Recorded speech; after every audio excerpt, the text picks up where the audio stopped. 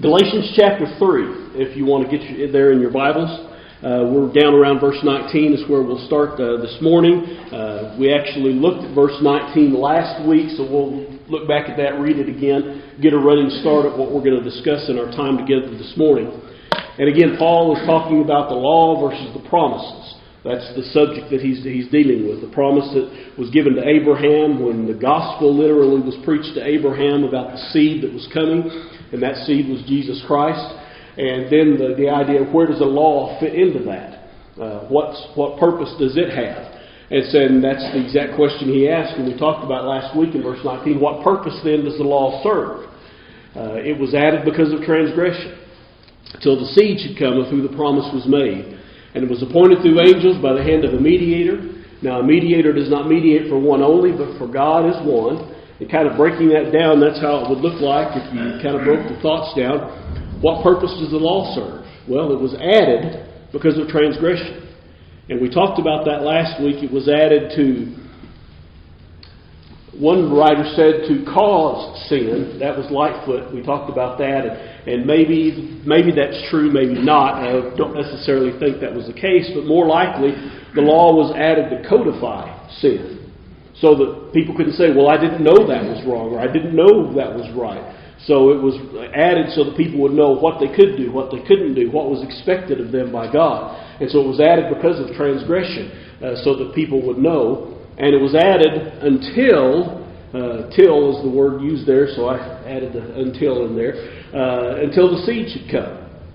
So that tells us about the law. It was added because of sin. It was a purposeful thing on God's part, but it had a limit. The law was added until the seed would come to whom the promise was made. It was appointed through angels by the hand of a mediator, and mediator does not mean for one only, but God is one. We talked about that being one of the more difficult passages to truly understand, and that there are somewhere in the neighborhood of 300 or 400 different interpretations of that idea, of exactly what he means there. But the main point is there's a mediator for the covenant. And that mediator is important to that covenant, and we know that the mediator of this new covenant that Jeremiah talked about is who? Christ. He's the mediator of that covenant.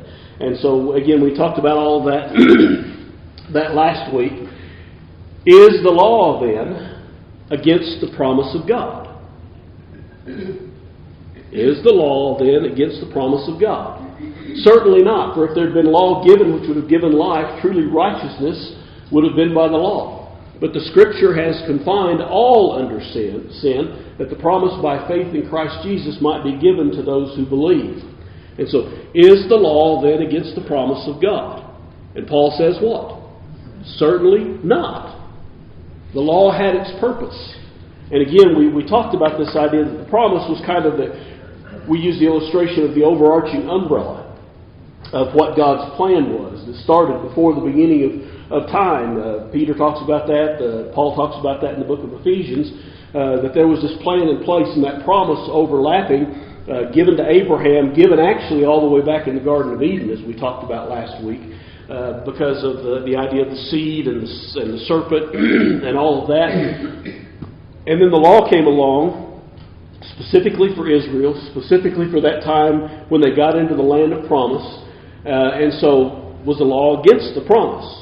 Did the law invalidate the promise? No.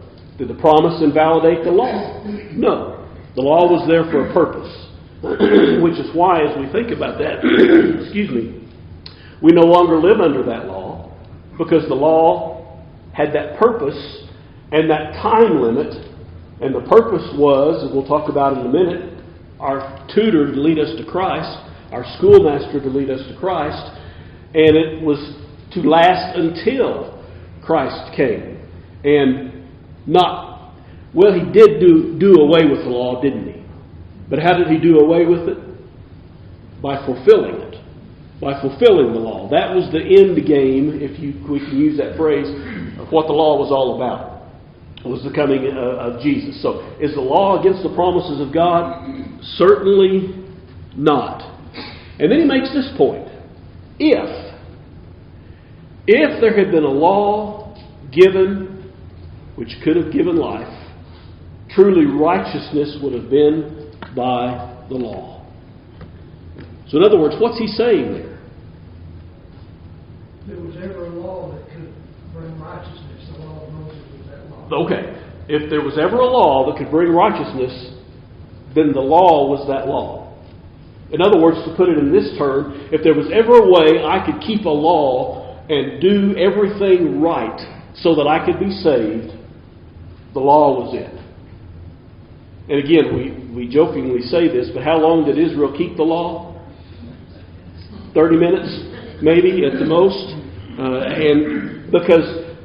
And again, that was, I think, by design. Now, why would God design a law that you can't keep, that He knew His people wouldn't keep? Why did He do that? To show that they couldn't. Okay. Because Jesus needed to come. To show that they couldn't keep the law, that the law couldn't save them, so that when Jesus came and offered, again, Jesus came by the promise. And again, we talked about last week, the promise, there was no condition. The promise has been given. It's out there. There's nothing we have to do to receive the promise. The promise has been made. It is given. We just have to accept it in that context. And so, again, if there was ever a law that could save us, the Old Testament law would have been that law. And again, that was the closest thing. And the reason it couldn't do that, because we're sinners. Dave, you had a comment.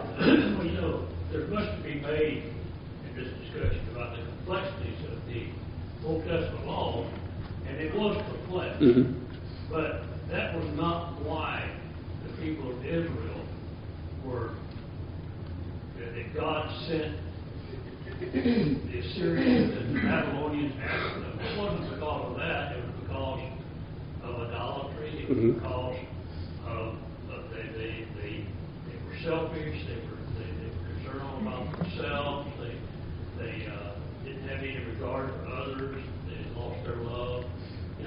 That was, and that's really the reason that they didn't keep the law. If they had just forgotten the complexities, it would have been a different ballgame. But it was the big thing that brought them down. Sure, yeah. Dave makes a good point, which, by the way, in case you don't know who these people are, it's Dave and Linda Derryberry. They've been gone for like 6 months, traveling the world, and good to have them back. Lost my train of thought. Where was I? Dave's comment's right. It's not that the law was so complex it couldn't have been kept, because it wasn't that they were faulted in. Well, let's use this silly example. You were tithing your anise and your cumin, and you didn't tithe it just right. I mean, the weight was off by a milliliter, and that's what tripped them up. Did that ever happen? Well, maybe. Maybe some people didn't do the exact amount they were supposed to do.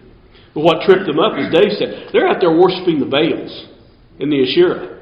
They're not even worshiping God, which is not a tiny, minute particle of the law. That's a kind of, you shall have no other gods before me. This is the Ten Commandment kind of stuff. And it wasn't that it was so technical they couldn't keep it. It's just they didn't. And they went off into this worship of things that God had told them not to. Flo? Well, God knows from the beginning that we're prisoners of sin. Mm-hmm. And the only way the promise of freedom is going to come to us is to just believe in Jesus Christ. Sure. That's really what it is. It's pretty simple. Yeah, when you get down to it, it's really simple. The only way that we can be saved, well, Book of Acts, there is no other name given among men whereby we might be saved. Speaking of Jesus. And all along God knew that. But in order to get to that point, the law was again, as we'll talk about in a minute, the tutor, the schoolmaster. I've heard it referred to as the placeholder until Christ could come. And again, however you want to think about that, it's important. The law was important, and the law was serious, and the law was meant to be followed. And God didn't just say, well, forget that law. I gave it to you. I knew you couldn't keep it, so don't worry about it. God never acted that way. He expected them to at least try. But He said, New Testament, He said, you tithe your dill, your cumin, and your anise, but you do what? You neglect the weightier matters of the law, don't you? And so it wasn't that. It was the weightier matters, the big stuff they couldn't get right. Yes, ma'am.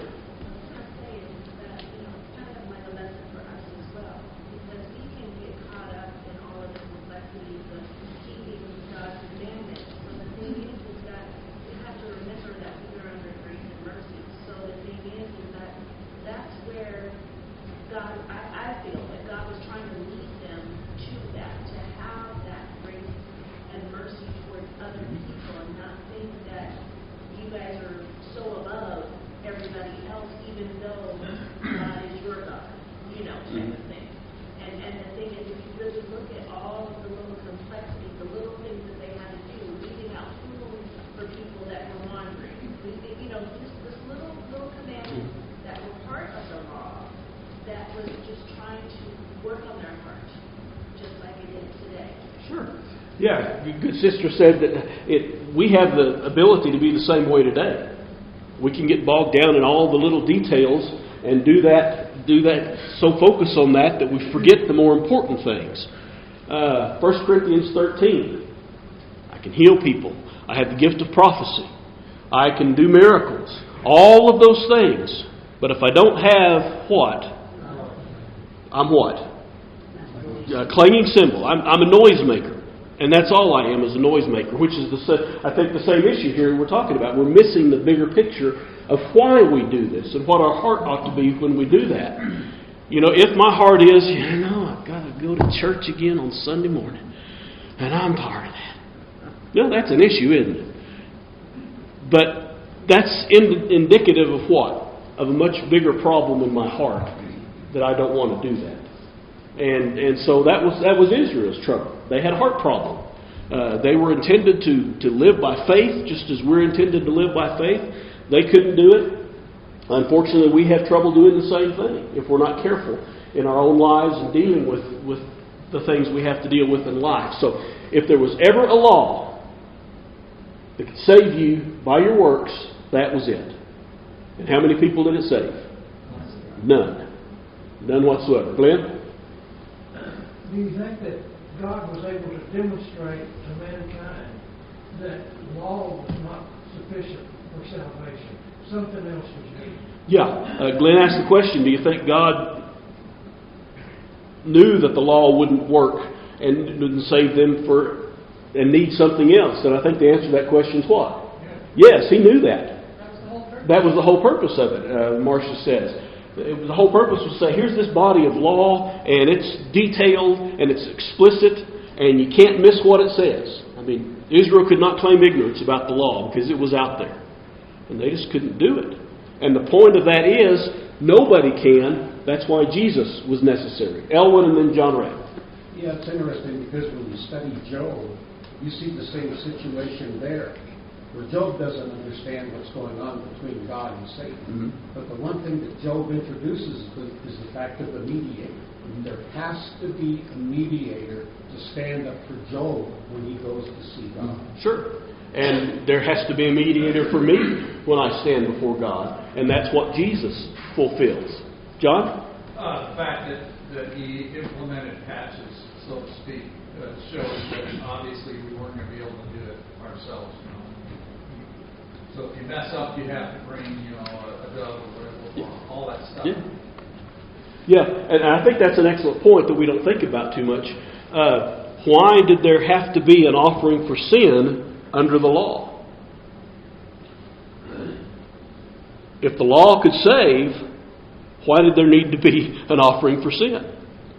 And the answer to that is, well, because again, God knew that we were going to sin. We are all confined under sin. And we're going to break that law, and there's got to be a way for that to be reconciled, for there to be that compensation. John used the word patch, if you will, for what it was dealing with sin.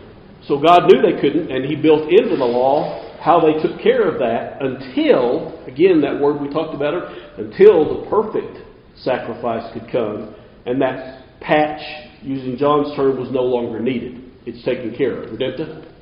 Jesus is our advocate, 1 John 2. Sure, He's our advocate. Not only is He a mediator, but He is our advocate. He's on our side. Mm-hmm. And that's something we need to keep in mind. Les? Well, that begs the question, if God knew we couldn't keep His law and live to His standard, why did He bother to create us? Okay. And I think the answer to that is that this was the only way God could prove to us how much He loved us, is for us to understand how miserable and bad we are compared to Him, and that it was only His gift of His Son that proved how much He loved us. Mm-hmm. Yeah, Les makes the excellent point that why did God create us anyway if He knew how badly we would fail at this law business? And the answer is because of His great love. And the fact that the law existed was His part of His plan to show us that. To show us how that love was manifested in our life. Because what should He have rightly done to Adam and Eve in the Garden of Eden? Zap, you're done. He had every right to do that because they violated the law. And again, that was a simple point of the law. Don't eat of the tree in the middle of the garden. Apple tree, right? Maybe. Okay, we don't know. It's always, somehow it's gotten to be the apple. Whatever that fruit was, don't eat it. And they ate of that, again, that simple command. They couldn't even keep that simple command. And so that led to this whole issue. Both of your hands went up at the same time. Okay. No, there's no doubt that God loves us. Mm-hmm. Why He sent His Son to die for us. But He's also a jealous God. Yeah. He wants us to serve Him. He wants to be committed to Him. And that's what He's been wanting from time to today. Sure. Yeah, God's a jealous God, but He's jealous because of His love for us, isn't He? And He wants us to be in a relationship with Him. And that's what Jesus made possible, a relationship that can exist with God because, again, Isaiah 59 and verse 2 says what? Your sin has made a separation between you and your God, and He's what? He's hid His face from you. As long as that sin's in the way, there can't be a relationship with God. Was there sin in the way under the law? Yes. And that had to be answered every year by the sacrifice. Under Jesus, once for all, it was taken care of. And sin is no longer a barrier between us. Doesn't mean we don't sin, but that sin can be taken care of and forgiven completely and fully because of what Christ did for us. And so God's a jealous God, but He's also a loving God. And that love is really illustrated in His long suffering. Because how long did He stay with Israel when they were at their worst? Years and years and years. When, again, by all rights, He could have just said, I'm done. I'll find some other people. Or I'll destroy this world and start over and try again. But He didn't because His love would not allow Him to do that. All right? Thoughts, comments, questions? Why didn't He just make us perfect anyway? Yeah, why didn't He just make us perfect anyway? Because we wouldn't have to prove to Him that we love Him. Okay. Not prove is the wrong word. But He wants to, yes, He wants us from our free will. Exactly. Why did He create us where we could sin? So that we could actually show we love Him. It's just like our family. We don't want them to love us because of our name or whatever it is. Because they truly love us and show that they love us. Sure, yeah. It's a matter of He wanted that love to be returned, not because He made us to where we couldn't do anything else, but where we had that choice. And in that choice, when we love Him, that's the better of the two. Well, there's not really any comparison, is there? We love Him, but remember, we love Him because He first loved us. And that's the motive for that behind us. And so, again, why did He create it that way? Because God needed and wanted that love from His creation. And that's what we're to give Him and show to Him by our obedience to His will, by doing what He's asked us to do. All right? Other thoughts, comments? Yes?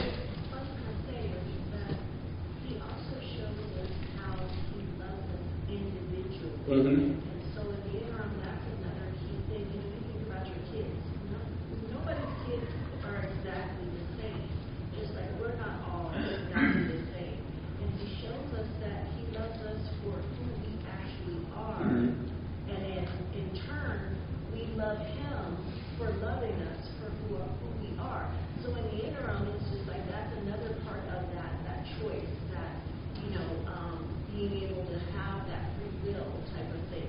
Because you're doing it as yourself. You're not doing it as somebody else. Because He doesn't want us to be robotic in that respect. In other words, He wanted us individually to respond to Him, not just as a group, as a collective, but we all had that individual choice in order to respond to Him in that love. Again, because He loved us. And illustration there of our kids. We've got 2 boys, and they're different from each other. You know, is that based on their birth order? Is that based on how we raised them? There's a lot to that science of birth order. Our oldest son and our oldest granddaughter, somehow they're kind of the same personality. Our youngest son and our second granddaughter, same personality, which is radically different from the first. But the point is, we're all different. We're all unique. We're all the sum total of our thoughts and our upbringing and our lives and our experiences.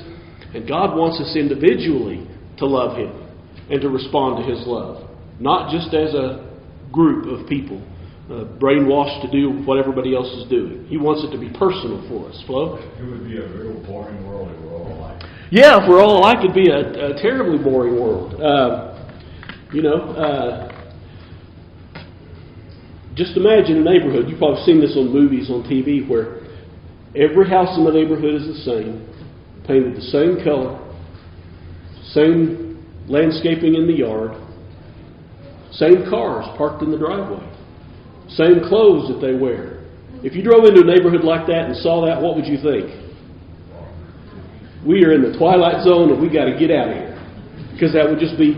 And so He made us in our unique individuality, and that's a good thing. Again, He gave some to be prophets, some to be evangelists, some to be miracle workers, whatever the case. He's given us all different gifts because He likes that infinite variety, I think, in our lives. And that's what makes the church work, is because we all have our special skills and abilities that we can add to this particular endeavor. And again, it's all based on that love. And that's what Paul is talking about here. He's wanting our love. He gave us the law. And I think he could probably say to us as Christians, you're welcome, that we don't have to live under it. And that we live in the days of Jesus. And that's something that we need to keep in mind. But the Scripture has confined all under sin. Now, again, going back to why he talked about this, that the law came because of transgression. And we talked about Lightfoot's comment, and that kind of bothered us a little bit. But that's kind of what Lightfoot is saying. The Scripture has called us out as sinners. Why? Because we are. Because it's just stating a fact. We are sinners. Because we have chosen in our own lives not to do what we've been asked to do. Again, the law was clear, and Israel chose not to do it. Maybe even the finest point of their tithing, or in the big point for sure when they worshiped the Baals and the Asherahs. They made a choice. They weren't going to do that. For all have sinned and fallen short of the glory of God. Romans 3 and verse 23. That's out of the New King James Version. And we all know that passage. It's a familiar one. All of you could quote that and probably tell where that verse is. Romans 3 and verse 23. One of those passages that we all ought to know. 1 John 1 and verse 8 from the English Standard. If we say we have no sin, we deceive ourselves and the truth is not in us. I don't have any sin. Yeah, you do. and in that context in 1 John, he says if you say that, you're calling God a liar in that context. Therefore, just as sin came into the world through one man, and death through sin, and so death spread to all men because all sinned. Romans chapter 5 and verse 12, again from the English Standard Version. And so again, Scripture there is pointing out all of this idea of us being sinners.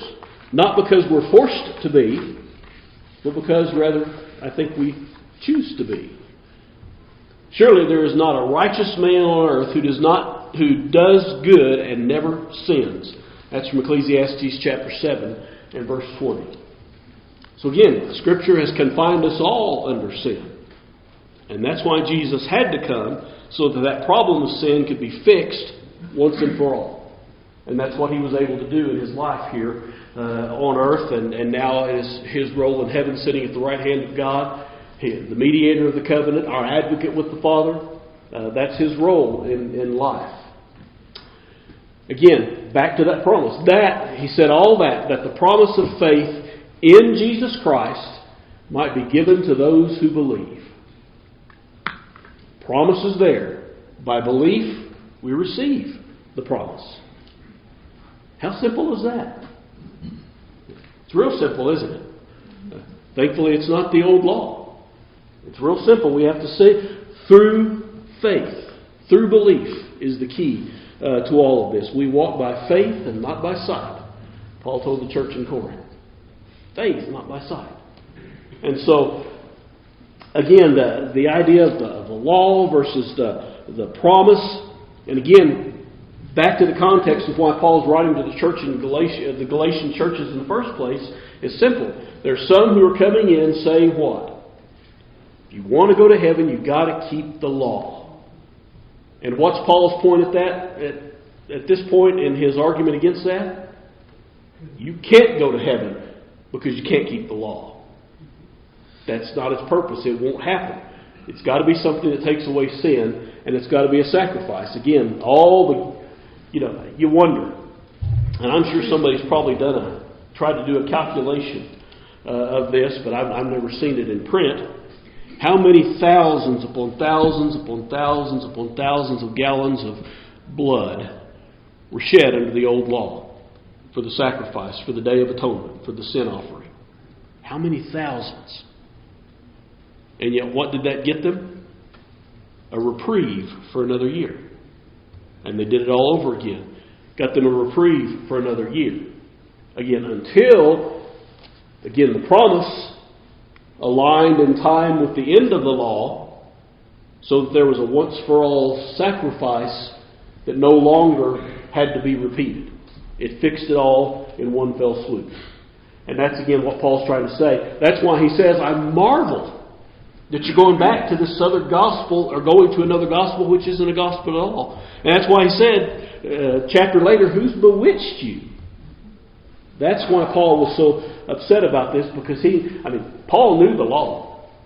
He knew it intimately because he was raised learning that law. And he came to the understanding, it can't do anything for me, but Jesus can. And he spent his life preaching and teaching that. Thoughts, comments? Yes, Dave.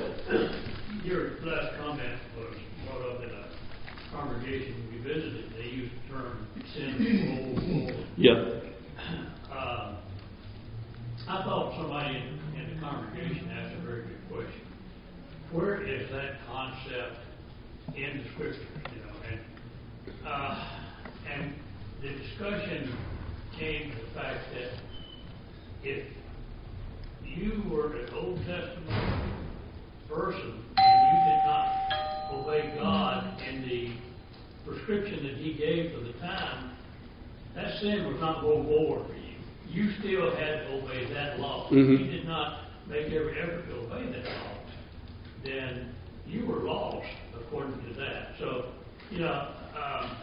I thought it was a good discussion. I thought it was a good thought. Mm-hmm. And it got me thinking that not everybody had their sins rolled forward. Yeah. There were those people who were faithful to God, or at least tried to be faithful to God. And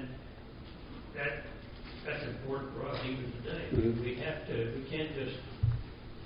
can't just say I can do whatever I want to, and then it's all good when I come to church. Yeah, that idea of the sin rolled forward, we use that phrase, and understand why we use it, because it kind of makes sense. It delays from point A to point B the punishment of that sin. Guy who brings his offering in the year 2022, we'll use this as an example, and he makes his offering, and then he knows in 2023 he's got to come back and do it again. Was he still guilty of that sin during the year 2022? No. I would say no. Okay. Because the offerings were for the redemption of sin. All right. They were supposed to prevent sin, and remove the sin. Could he still be held accountable for that sin at some point? Again, I think the Old Testament says that sin is forgiven. Okay, all right. But I think the point of Hebrews is that we have a high priest who has gone once for all time into the Holy of Holies to make a sacrifice that doesn't have to be done every year. Yeah. You know, and I think that's important. But my reading of the Old Testament says that, you know. And I'm very specific in why I'm saying this, because yes, it was forgiven under the old law, but where did the ultimate forgiveness of that sin happen? At the cross. And so, again, that's the point that Paul's trying to, you know, okay, you get this reprieve for this year, and yeah, God's not going to punish you for that sin for that year. But until there's a better sacrifice, where is that sin? It's still unfixed in that concept. And again, the idea of rolling it forward, I see why we say that, and I think it's a correct way to say it. It's because the punishment for that sin is delayed, again, so long as you do what you're supposed to do in seeking forgiveness for that sin. And so, it's a difficult concept, and I agree with you that the sin was taken care of. They didn't have to worry about it, but it couldn't be fully fixed until Jesus took care of it. I think, Rick, you were next. I stumbled across a verse in 2 Corinthians that repeats the situation in the Garden of Eden where Eve was deceived. Mm-hmm. And yet Adam is credited for allowing sin to enter the world. Mm-hmm. Why did Eve not get that credit? Okay, good question. Why is it that Adam was the one who was blamed for the sin? Okay, he was the head of the household. Eve, he knew better. Of course, Eve knew better too, didn't she? And, you know, she was made in that subservient role because of the order of creation in that concept. And yet, there was a lady who, get this out real quickly because we're about out of time. Lady in a previous congregation I worked with had an interesting point. She said, Eve had a conflict with the devil. Adam just had a conflict with his wife. The devil won over Eve, okay. He just lost to his wife. And so I thought that was kind of interesting. Maybe that has something to do with it. I don't know. Go ahead, Rick. So Eve was deceived by the devil, but Adam willfully chose to join Eve against God. Yes. But I still don't understand. Yeah, and I think maybe it has to do with the fact that, okay, Adam was the first of creation, and so he was credited with having brought sin into the world in the sense that Jesus, the man, would be the one to fix it. That's, I guess, the best answer I can come up with right now at this point. You had a comment. Last word, Melinda. I think that he was telling the Galatians, no one is righteous without Christ. Yeah. And he's the source of our salvation. Yeah, absolutely. No one is righteous without Christ. He's the source of that righteousness. Good way to end class. Thank you for all your comments.